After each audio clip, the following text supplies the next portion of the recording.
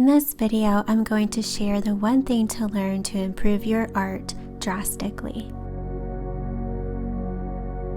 If we're just meeting, my name is Allison Lyon, and I'm a nature-inspired artist. For the last year and a half, I've been immersing myself in learning as much as I can to improve my artwork, find a process I love, and to find my own unique style. During this journey, I've learned something that has drastically changed my art, and it is, in my opinion, the most important thing to learn when it comes to making art.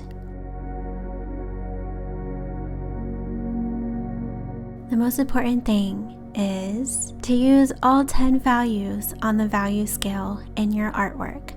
So here is a look at what the value scale looks like. You can also search value scale on the internet to find photos. In case you need a refresher, value is the lightness and darkness of a color.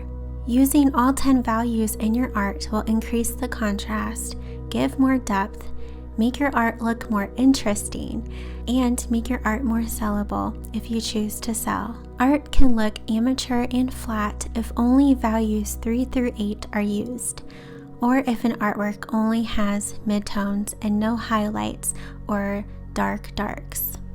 Warm colors are lighter in value than cool colors, so if you want to increase the light in your painting, use warm colors such as yellow and orange.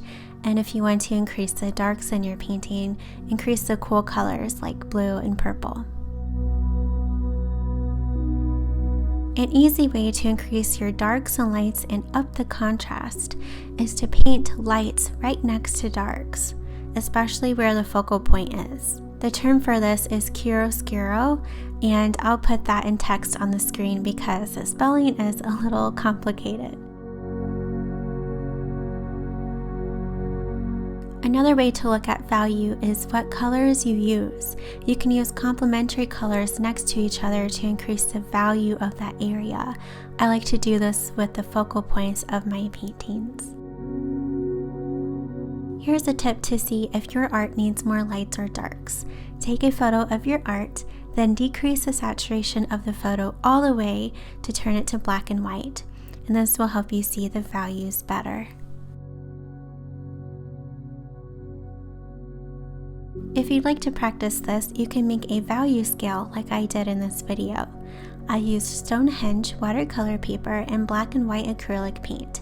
You can make this with any medium you choose. If value is something you want to improve on, you may like a workshop I have available on how to use value successfully. I share even more ways to increase the value in your art that I didn't share in this video. I also show examples of art that use the scale successfully and ones that need a bit more work. The link is in the description below.